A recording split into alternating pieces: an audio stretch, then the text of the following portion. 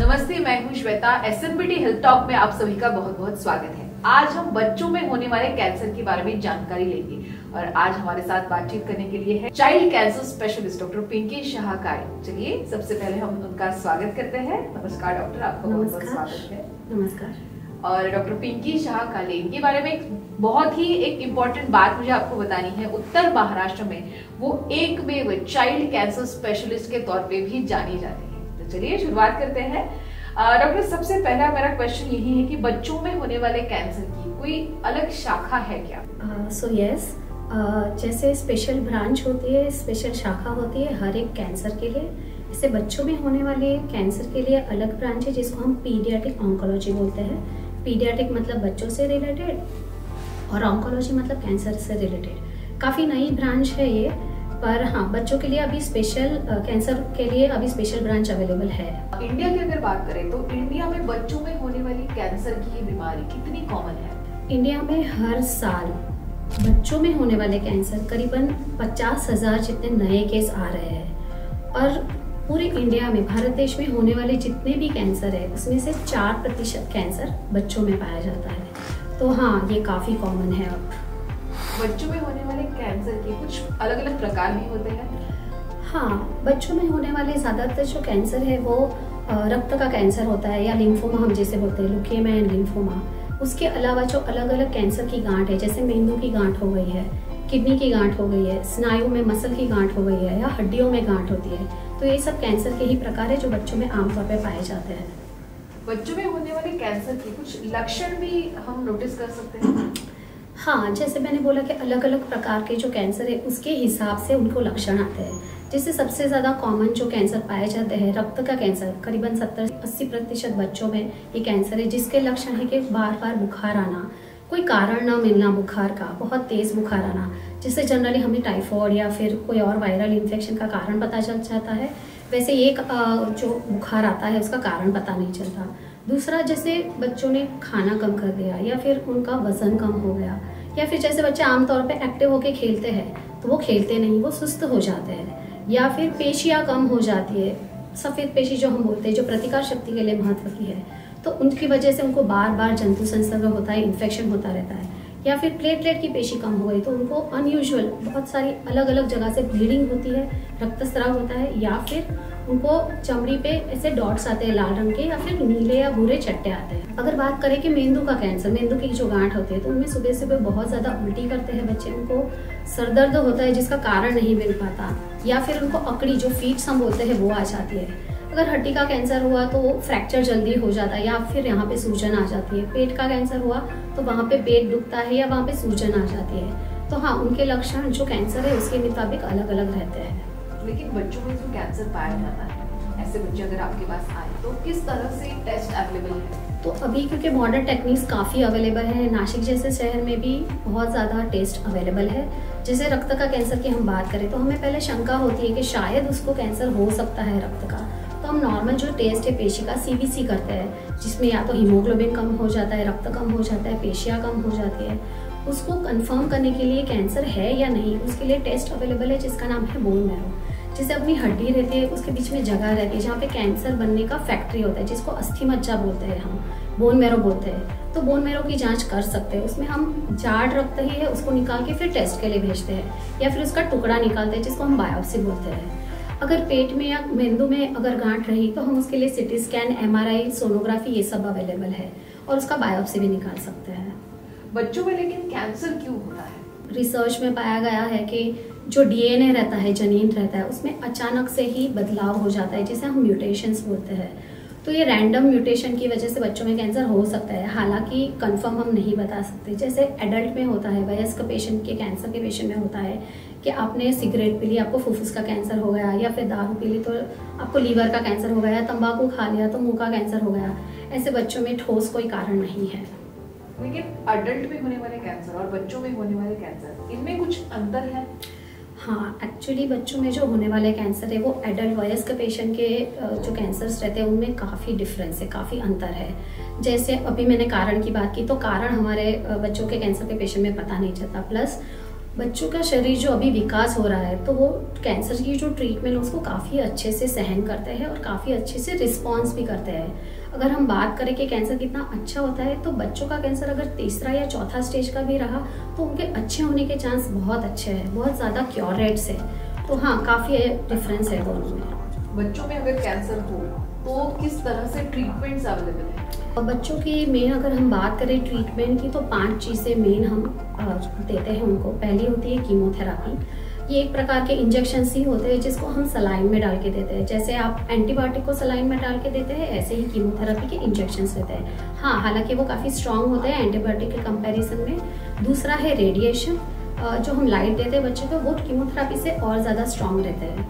तीसरा रहता है सर्जरी, ऑपरेशन करते हैं। जैसे मेंदू का गांठ है तो कुछ प्रकार के मेंदू के गांठ में हम सर्जरी करके ऑपरेशन करके वो गांठ निकालते हैं। ऐसे हड्डी का कैंसर सब में हम गांठ निकाल देते हैं।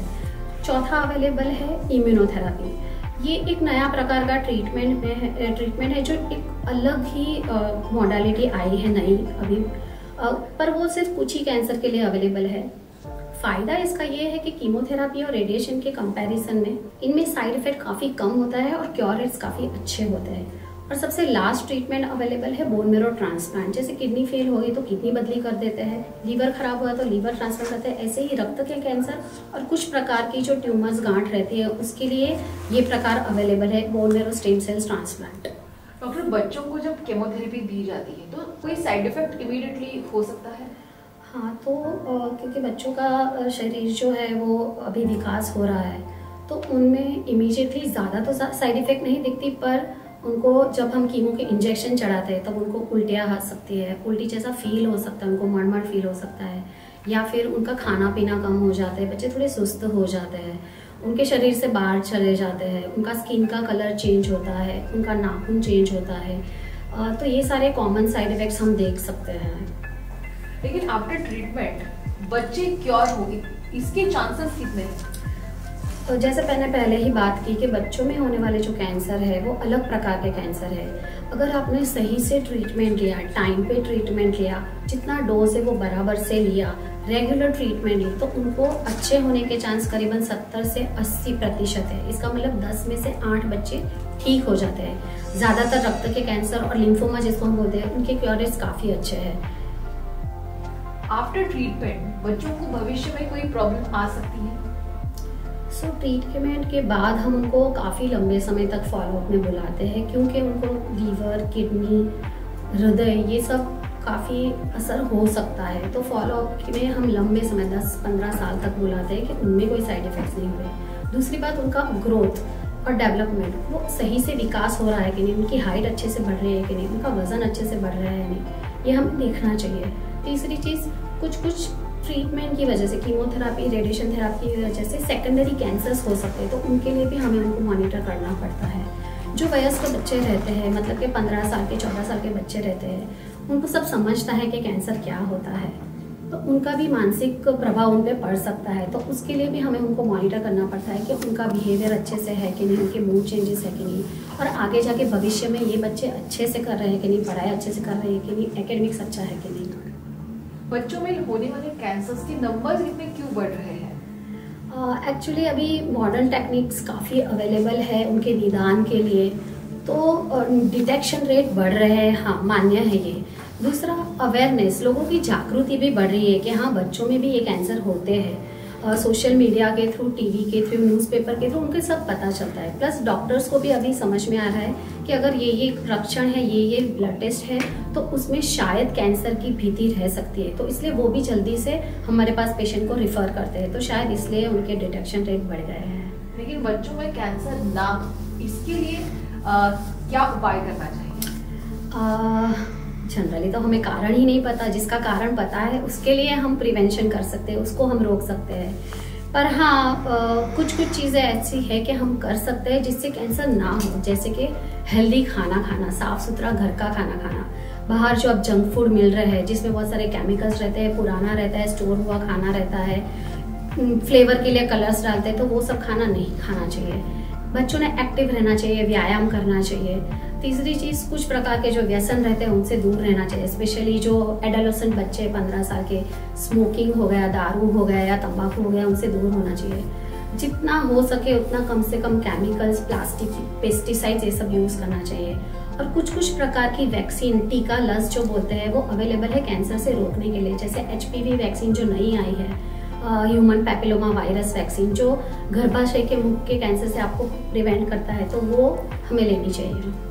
लेकिन बच्चों को अगर कैंसर हो तो किस स्पेशलिस्ट डॉक्टर के पास ट्रीटमेंट के लिए जाना चाहिए? जैसे हमें पता है कि बड़ों के कैंसर होते हैं तो उनके लिए अलग स्पेशल है, हृदय का कोई प्रॉब्लम होता है तो उसके लिए कार्डियोलॉजिस्ट अवेलेबल है। तो बच्चों में जो होने वाले कैंसर है उसके लिए अभी पीडियाट्रिक ऑन्कोलॉजिस्ट, मतलब कि बच्चों में स्पेशली जो कैंसर होते हैं उसके लिए स्पेशल डॉक्टर अवेलेबल है। पीडियाट्रिक ऑन्कोलॉजिस्ट का फ़ायदा ये है कि उनको एग्जैक्टली समझता है कि बच्चों का कैंसर कैसे होता है, उनका स्टेजिंग कैसे होता है, उनको कितने अच्छे प्रकार की ट्रीटमेंट दे सकते हैं। अगर ट्रीटमेंट को कोई साइड इफेक्ट होते हैं तो पीडियाट्रिक ऑन्कोलॉजिस्ट जो बच्चों के कैंसर स्पेशल डॉक्टर है उसको वो अच्छे से मैनेज कर सकते हैं। और वो डॉक्टर को पता है कि एग्जैक्टली बच्चे क्योर हो सकते हैं, उनको इलाज अच्छे से दिया, रेगुलर ट्रीटमेंट दी तो उनके क्योर रेट्स अच्छे होने के चांस बहुत ज़्यादा अच्छे हैं। तो फिर मेरा ये मानना है कि कैंसर की ट्रीटमेंट में first shot is a best shot, मतलब कि आप फर्स्ट ट्रीटमेंट जो लो वो सही डॉक्टर के पास लो, आप सही डोज में लो और सही टाइम पे लो, तो उसका रिजल्ट सबसे बेस्ट आता है। तो हाँ, ये मैं कंफर्म मानती हूँ कि उन्होंने स्पेशल डॉक्टर, पीडियाट्रिक, बच्चों के जो स्पेशल कैंसर तज्ञ है उनके पास ही ट्रीटमेंट लेनी चाहिए। आपने अभी डॉक्टर केमोथेरेपी की बात की। बच्चों में जब कैंसर होता है केमोथेरेपी दी जाती है, लेकिन उसके कोई लॉन्ग टर्म साइड इफेक्ट्स भी होते हैं? हाँ, लॉन्ग टर्म साइड इफेक्ट्स अगर हम देखे जाए तो बच्चों में ज़्यादातर किडनी, लीवर ये सब अफेक्ट हो सकता है। तो हमें उनको लंबे समय तक मॉनिटर करना पड़ता है, उनको फॉलोअप में बार बार बुलाना पड़ता है।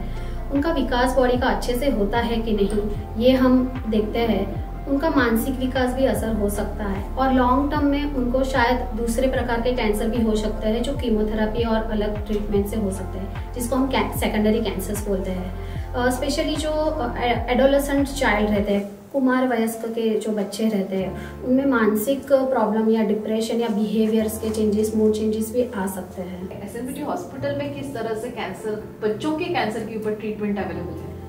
तो ट्रीटमेंट में एसएमपीटी हॉस्पिटल में बच्चों के कैंसर के लिए कीमोथेरेपी अवेलेबल है। जनरली हम कीमोथेरेपी जो देते हैं वो आइसोलेशन रूम में अलग से देते हैं, तो वो भी अवेलेबल है। उनकी स्पेशल रूम्स अवेलेबल है, प्लस रेडिएशन थेरेपी भी अवेलेबल है। बच्चों में जो कैंसर रहता है उनकी गांठ निकालनी पड़ती है, तो ऑपरेशन के लिए वो डॉक्टर्स भी, स्पेशल डॉक्टर्स अवेलेबल है। तो हाँ, यहाँ पे ऑलमोस्ट सारी सुविधाएं अवेलेबल है। एक इलाज के बारे में अगर हम बात करें तो एसएमपीटी हॉस्पिटल में कहाँ से बच्चे इलाज के लिए आते हैं? काफ़ी एरिया कवर किया है एसएमपीटी हॉस्पिटल में। काफ़ी उत्तर महाराष्ट्र की अगर हम बात करें तो जलगांव, धुलिया, नंदुरबार, यहाँ दूर दूर से पेशेंट आते हैं। ठाणे, पुणे या फिर संभाजी नगर से पेशेंट आते हैं, पालघर से पेशेंट आते हैं। समृद्धि महामार्ग के थ्रू बहुत ही जल्दी पेशेंट पहुंच जाते हैं, नागपुर से, अमरावती से, बुलढाणा से। तो काफ़ी सारे पेशेंट्स आते हैं यहाँ पे। अगर इन जनरल ही बात करें तो एसएमपीटी हॉस्पिटल में बच्चों के लिए किस तरह से ट्रीटमेंट अवेलेबल है? जनरल जो बच्चों में प्रॉब्लम्स होते हैं उसके लिए यहाँ पे स्पेशली अलग बच्चों के तज्ञ, चाइल्ड स्पेशलिस्ट का अलग डिपार्टमेंट में है, जिसमें डॉक्टर 24 घंटे अवेलेबल रहते हैं। प्लस ऑपरेशन के लिए 17 मॉड्यूलर ऑपरेशन थिएटर यहाँ पे अवेलेबल है। 200 से ज़्यादा आईसीयू बेड है। बच्चों में जो नवजात शिशु तज्ञ रहते हैं तो स्पेशली यहाँ पे उनके लिए भी आईसीयू है, जिसको हम एनआईसीयू बोलते हैं। थोड़े बड़े बच्चों के लिए भी स्पेशल आईसीयू अवेलेबल है। तो ओवरऑल हम देखे जाए तो बच्चों के कैंसर के लिए यहाँ पे सारा सपोर्ट हमारे लिए अवेलेबल है। सच में आपने बहुत अच्छी जानकारी दी, आप यहाँ आए, धन्यवाद। Thank you so much.